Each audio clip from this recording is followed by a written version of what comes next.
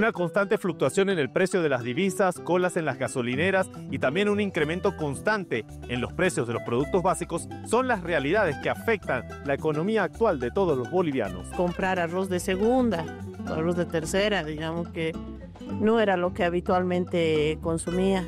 Hay muchas, como la luz también, apagar cuando no estamos en una habitación y apagarlo esa habitación. De esa manera estamos nosotros economizando con mi esposo. Y claro, tras el resultado electoral seguramente se vienen nuevas medidas económicas. Y la gran pregunta es, ¿se viene un fuerte apretón y un fin de todos los subsidios? Nuestro país trae muchas cosas de afuera, entonces se triplica la cosa.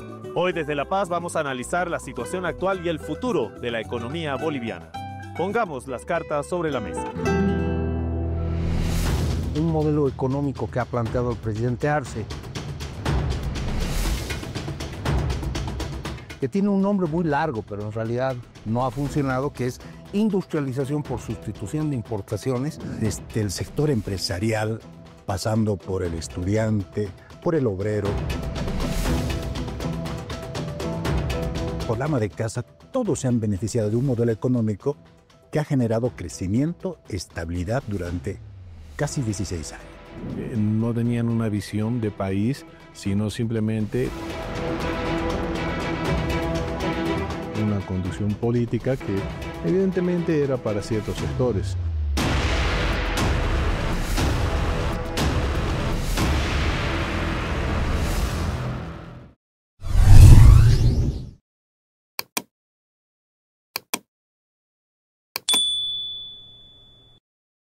Bueno, bienvenidos a Cartas sobre la Mesa. A ver que la semana pasada hablamos un poco de lo que ha sido el cambio, obviamente, político que se avecina aquí en Bolivia a raíz del resultado electoral. Y el tema que yo creo, me corregirán ustedes, ha hecho que ese cambio se produzca a nivel político es la economía. La economía boliviana, al parecer, me dirán ustedes, está en un momento crítico en donde tanto el tema de las divisas, el dólar, e incluso un tema con la gasolina, los precios, la inflación, están afectando al país por primera vez. Yo que he venido ya unas 4 veces desde hace ya unos 8 o 9 años, yo siempre hablaba de la estabilidad económica de Bolivia, ¿sí? A veces me preguntaban afuera, mira, ¿y qué país? ¿Los países de América Latina? Y yo, mira, Bolivia, el dólar está estable siempre, no hay una gran diferencia, la economía está estable, la gente parece que tiene dinero para más o menos, ¿sabes?, darse sus lujos, salir, etcétera, para sus necesidades básicas. Pero en este 2025 la realidad parece que es otra. ¿Cuál es la realidad económica de Bolivia? La realidad económica de Bolivia, yo creo que hay que verla desde dos perspectivas. Una perspectiva estructural, en donde nunca hemos podido solucionar algunos problemas, como por ejemplo la excesiva dependencia que tiene nuestra economía de las materias primas y de su venta al mercado internacional de materias primas no renovables. Ese es un punto clave. El otro punto importante es que la estabilidad económica ha estado siempre ligada a la estabilidad política. Y es en ese sentido que, como usted dice, en este año, ¿qué es lo que ha ocurrido? Lo que ha ocurrido es que hay un clima de profunda decepción respecto de lo que ha sido la administración del movimiento al socialismo durante 2 décadas, en donde un modelo económico que ha planteado el presidente Arce, que tiene un nombre muy largo, pero en realidad no ha funcionado, que es industrialización por sustitución de importaciones, es un modelo que se ha aplicado en Latinoamérica en la década de los 50 y 60 y que ha sido un completo fracaso. ¿Estamos en un momento muy delicado políticamente? Por supuesto que sí, pero creo que de eso hablaremos más adelante. A ver, ¿qué otra opinión tienen por aquí? Sin embargo, lo que hay que ver es de que yo al modelo económico le llamo un modelo económico amigable con la gente, el que hemos vivido durante los 14 y casi 20 años. ¿Y por qué amigable? Porque desde el sector empresarial, pasando por el estudiante, por el obrero, por la ama de casa, todos se han beneficiado de un modelo económico que ha generado crecimiento, estabilidad durante casi 16 años. Bueno, a ver, sobre el modelo económico, yo diría que en todo caso ha sido una improvisación durante todo ese tiempo. Porque en realidad lo que se ha vivido durante este proceso de cambio denominado ha sido nada más que el haber administrado en la época neoliberal un proceso y un modelo económico que le ha permitido a este proceso de cambio, a este gobierno de 20 años, conducir su modelo. Yo creo que la ausencia de este modelo económico ha estado en la medida de que no tenían una visión de país, sino simplemente una conducción política que evidentemente era para ciertos sectores. Pero no sé, a mí me da, no sé, a mí me ha dado la impresión todos estos años que yo no veo que la política económica de Bolivia haya sido tan, no sé, tan a la ligera, tan fortuita. Yo creo que había un plan. O sea, a mí me ha dado la impresión de que fuese el equivocado, no, ya eso es otra historia, o que de repente tuvo altos y bajos. Pero a mí siempre me pareció que era claro que Bolivia le estaba apostando a interferir en el gas, en el litio. Había una política de cambio fijo, que ahí quiero que discutamos un poco ese tema, porque no sé si era un error o no mantener al boliviano en ese tipo de cambio tan rígido durante tantos años. Había una política un poco de subsidios también, el boom del gas, etcétera, etcétera. Yo creo que el gobierno boliviano del MAS más o menos tenía un horizonte. Ahí la pregunta es si era el equivocado o no, o si simplemente llegó un momento en donde colapsó y había que evolucionar a otra cosa. Por ahí ustedes que son los expertos, ¿por dónde creen ustedes que van más los tiros? Bueno, yo creo que hay que separar dos momentos importantes. El movimiento al socialismo por declaración de tanto de Evo Morales como de Luis Arce ha sido redistribuidor. Vale decir que focalizo los ingresos en un solo sector de la población. Eso es lo que hemos tenido. Una política pública redistributiva a todos los niveles, llena de bonos, llena de subsidios, subvenciones, que naturalmente han funcionado en tanto y en cuanto había dinero para gastar. En el momento en el que se acaba el dinero, se acaba la redistribución y comienza una larga procesión de tragedias que vive la gente y que se esconden perfectamente bien en los indicadores macro. Pero eso no pasa bastante en todas partes del mundo, que por ejemplo estos planes que son muy, como le llaman por ahí, socialistas, en donde la inversión en la sociedad, los bonos, los subsidios, puede que estén bien, sobre todo en algún sentido, pero el problema como que parece ser siempre la planificación a largo plazo. Es decir, claro, bueno, en algún momento se va a acabar el dinero. ¿No será que el problema siempre es que no se busca, con qué vamos a seguir financiando esto y implementar precisamente políticas económicas que, no sé, que traten de despejar? Pero ¿por qué lo tendríamos que financiar? ¿Por qué no dejamos que el mercado haga su trabajo? Bueno, pero eso es un tema ya ideológico. Son visiones económicas absolutamente contrastadas, sí, pero completamente posibles. Los ejes fundamentales para mí, para la bonanza, no vienen del cielo. Tienen aspectos que tienen que ver primero con la nacionalización de los hidrocarburos. Cuando cambias la norma, que ese es el tema nacionalizador, es decir, al empresario le dices, bueno, compañero o empresa, desde ahora tú no eres dueña del gas boliviano. Tú te conviertes en una empresa de servicio, ojo, de servicio al Estado boliviano. Y por ese tu servicio te pago 18%. ¿Te quedas o te vas? La gente decía que se iba y mentira, se quedaron. Y resulta que el país empieza a tener bonanza económica y la redistribución es obviamente para los que menos tienen.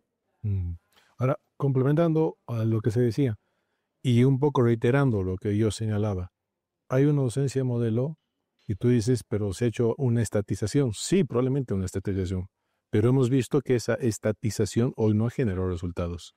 Hoy, el 2028, se pronostica que se va a acabar el gas. Entonces, lo que ellos han hecho es simplemente hacer una administración de toda una bonanza que se ha generado, pero por un proceso. Si hubiera un modelo real económico, durante todo este tiempo, de verdad hubiera una industrialización. No vivimos nada de eso, más al contrario, nos hemos quedado sin reservas, sin gas, y lo único que ahorita de pronto nos está ayudando, y va a ser por lo menos un tiempo más, es la minería. O sea, el gas no está, el litio no ha llegado. Hubo una política en algún momento precisamente con el tema de las extracciones y de conseguir nuevos pozos, etcétera, para el gas, en donde hubo una política nacional en donde simplemente se limitaron a seguir trabajando en lo que ya tenían. Esto es bastante cierto. Hubo un momento en donde se le preguntó al gobierno acá por qué no se seguían continuando las exploraciones, y la verdad es que no me recuerdo cuál fue la respuesta del gobierno, pero falló en ese sentido el modelo, precisamente en quedarse un poco estancado a disfrutar de la bonanza en algún sentido y no tener un poquito más de planificación hacia el futuro. Yo lo que veo más es una especie de odio, ¿no? Porque no se sienten, alguna gente no se siente contenta de ver a un cholo que tenga recursos. Por ejemplo, en Santa Cruz, la economía central la manejan los cholos. No estoy siendo despectivo, pero el presidente de la Federación de Empresarios no es de origen cholo. Pero los que manejan la economía, por ejemplo, mineros desde Potosí, vienen a comprarse vehículos Hilux por docenas. Pero eso a ver, ese punto yo lo tocamos la semana pasada desde el punto de vista electoral, en donde sí hay digamos, un ápice de eso, ¿no? Un tufillo, como le dicen por ahí, precisamente de esta lucha, llámale racial, clasista en Bolivia. Pero la economía es una ciencia exacta. 2 más 2 es 4, 3 más 3 es 6. O sea, los errores aquí no conocen de colores de piel, ni de idiosincrasia, ni de gentilicio. El problema aquí es principalmente, quería abordar el tema del dólar, no es precisamente esto uno de los grandes cuchillos que se pusieron a la garganta, mantener el cambio fijo del boliviano en una moneda que definitivamente el boliviano no da la impresión de tener la potencia suficiente como para mantenerse tan rígidamente en una tasa, creo que era 6.9, ¿no? 6.96. 6.96 por tanto tiempo. Las monedas más fuertes del mundo en relación al mismo dólar fluctúan normalmente. Puntos van, puntos vienen, bajan, suben, pero ¿no era un poco ficticio, y a eso es lo que le ha hecho realmente daño a una economía como la boliviana, el mantenerse esa tasa de cambio tan fija? Pero es que eso ha sido lo que se ha vivido con el modelo económico. O sea, se ha vivido un mundo ficticio donde no se ha sincerado, por ejemplo, el cambio del dólar, pero eso ha sido parte de la administración gubernamental que ha tenido la bonanza económica. Porque mientras había esos recursos, ellos han mantenido el cambio del dólar y generaban, por supuesto, un ascenso de clase medias, lo que hablaba Javier, en la medida de que eran los recursos que ingresaban por el gas los que han generado este ascenso. Pero lo que no podemos dejar de lado y preguntarnos es si el Estado o el gobierno del MAS nos nacionalizaba, nunca había bonanza. Ese es el tema, porque al final la bonanza viene porque invertimos los bolivianos de recibir 18% a recibir 82%. Yo creo que la economía boliviana ha sido bastante diversa en que el gas, que el litio, que el turismo. A ver, no se olviden que esto es un país de 12 millones de personas. Tampoco pueden pretender que con 12 millones de personas van a tener 10 industrias diferentes. Cualquier país de 30, 40, 50, 70 millones de personas se basa su economía en 2 o 3 rubros. Y ustedes, con 12 millones de personas nada más, han hecho que 2 o 3 rubros de la economía avancen. Yo creo que el tema ahí más bien ha sido en profundizar definitivamente en uno o en dos. O sea, por ejemplo, el turismo, que siempre se ha hablado de turismo. Y esto es un país maravilloso, pero maravilloso para el turismo. De nada, o sea, la gente solo conoce el Salar de Uyuni y hasta ahí. Vienen de Europa nada más allá, vienen, se regresan y se vuelven a su casa. Y ahí va el tema. ¿Qué más Bolivia puede producir? Tú preguntabas. Fuera del gas y la minería, bien, nosotros durante 3 años hemos recorrido 200 municipios. Tú vas a los Yungas de La Paz, tienes cítricos, tienes café, y un muy buen café. Te vas al sur de la patria, producen cuero. Te vas al norte, producen goma. Y te estoy hablando fuera del gas, de la minería, y de lo que normalmente puede ser entendido como algo grande, como la soya, el arroz y todo lo demás. Pero Bolivia tiene una capacidad de producir de diversificar la economía en realidad, pero el Estado en realidad es el que te pone la traba, la tranca. Nosotros podíamos haber generado una gran capacidad porque se vendía a Estados Unidos, se vendía a Malasia, se vendía a Asia, pero vino la política económica y eso nos ha cerrado las puertas. Entonces, Bolivia, de que puede producir y diversificar su economía, sin duda. Y no solamente porque seamos 12 millones, porque además podemos ser un país atractivo para que la gente venga a vivir acá. ¿Hay que poner seguridad jurídica? Sí, pero mucha gente también se ha ido por esta razón a Chile, Argentina, Brasil y Estados Unidos. Sí, porque irónicamente ustedes tienen seguridad, por ejemplo, seguridad personal, por ejemplo, que es algo atractivo, ¿eh? Sobre todo en estas épocas de América Latina, la gente aprecia venir a un país en donde no se sienta amenazado, donde pueda salir a la calle sin que te roben, que te maten, etcétera, etcétera. O sea, Bolivia tiene muchos atractivos. Lo que pasa es que tienen, para mí, dos cosas. Falta de mercadeo, como de que les conozcan más. Porque más allá de la hoja de coca que conocen algunos, del Salar de Uyuni y de la selección de Bolivia a veces, entonces Bolivia no se, parece que no se mercadea bien para traer dinero fresco, porque quiero hacerle esta pregunta a ustedes que son economistas. El tema de los impuestos no es la más grande, la farsa más grande que nos venden los políticos todo el tiempo, y me refiero a que siempre nos venden la panacea, es que vamos a bajar los impuestos y a cobrar más impuestos. Pero tú lo que estás haciendo, me corrigen ustedes, es reciclar el mismo dinero que ya produce. Si tú quieres que el país avance, tienes que traer más dinero fresco. Creo que has dado en el clavo. Mira, Bolivia necesita mercadeo. Yo creo que no. Yo creo que tenemos un mercadeo absolutamente bien posicionado en el mundo, probablemente no totalmente bueno, pero tampoco totalmente malo. ¿Qué es lo que sucede con el inversor? ¿Por qué el inversor no viene a gastar dinero aquí? Es muy simple.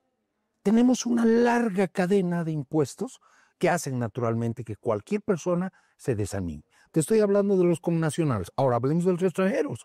¿Por qué no vienen los extranjeros a gastar plata aquí? Pues no tenemos seguridad jurídica.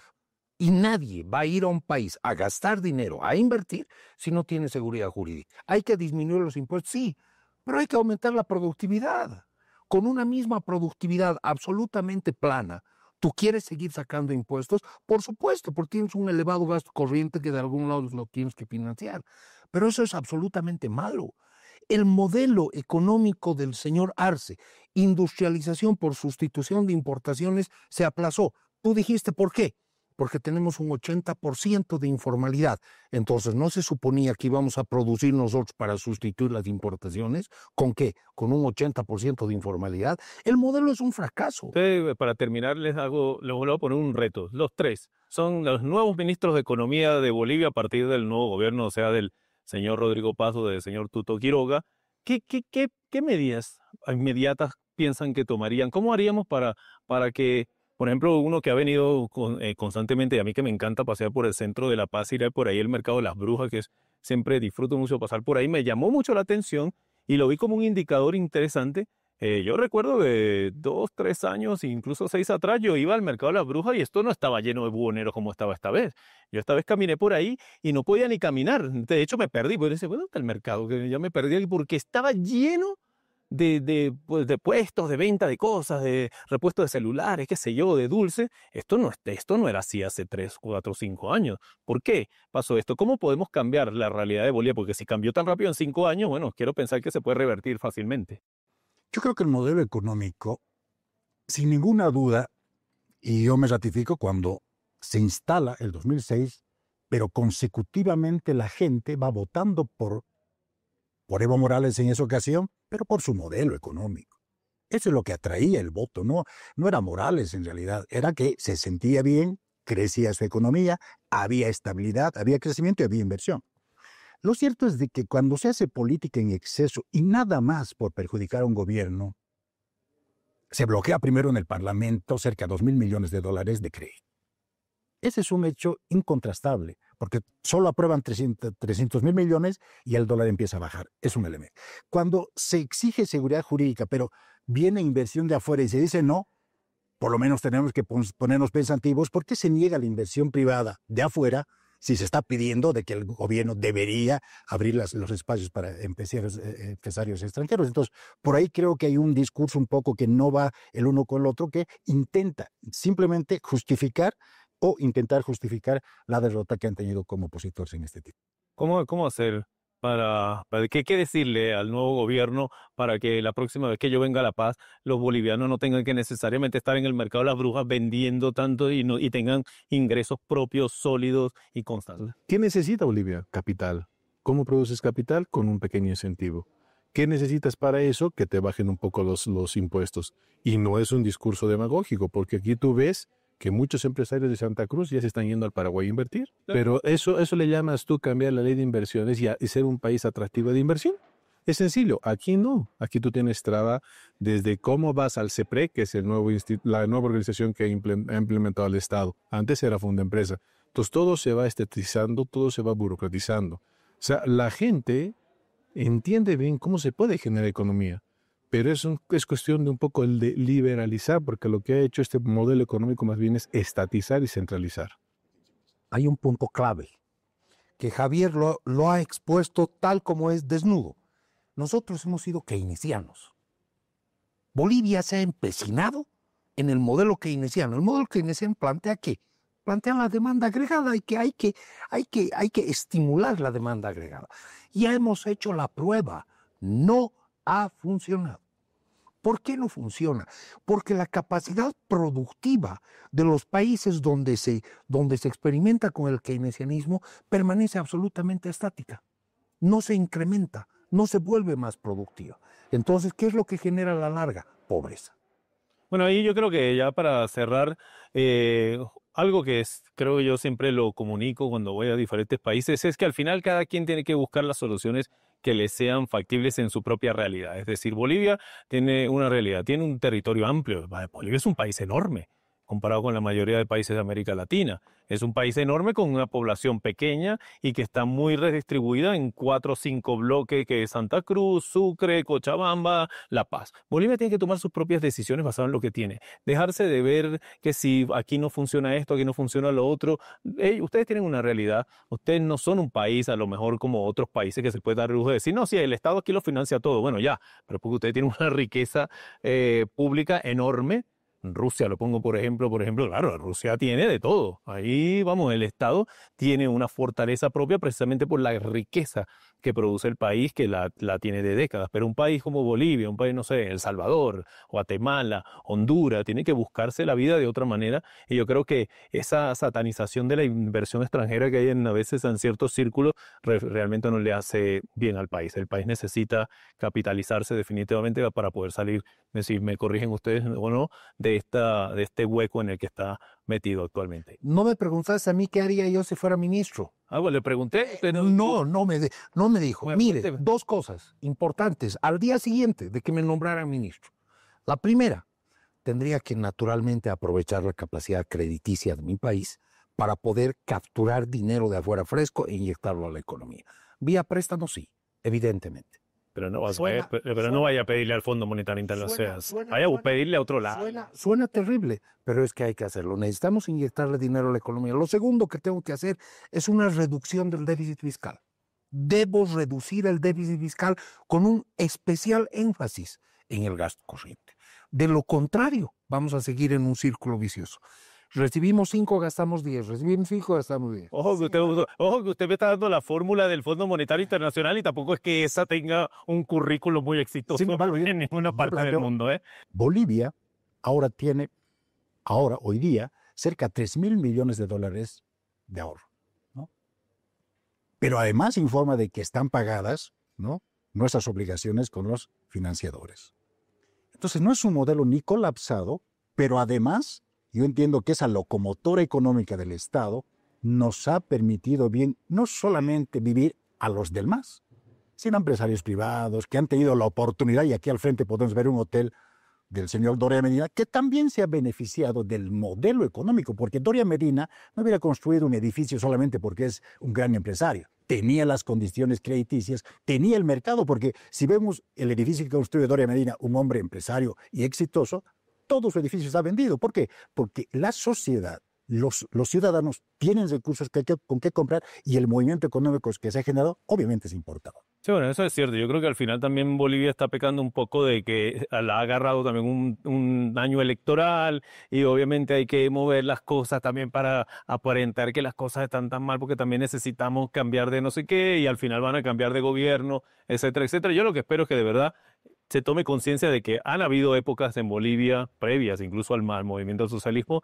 donde también se tomaron malas decisiones, y las decisiones buenas o malas que también haya tomado el movimiento del socialismo, todas hay que sentarse a evaluarlas y sentarse también a darse cuenta que estamos ya en el año 2025, que la economía de los 80, 90 no es la misma de ahora, que ahora tienes todo un mundo globalizado, tecnología, etcétera, etcétera, un montón de rubros que a lo mejor, bueno, y tienen una población relativamente joven, con una gran cantidad de jóvenes allá afuera que están esperando una oportunidad para echar este país adelante, y de lo que, por cierto, vamos a estar hablando la próxima semana por aquí, por RT Español en Cartas sobre la Mesa, cómo vive un joven aquí en Bolivia.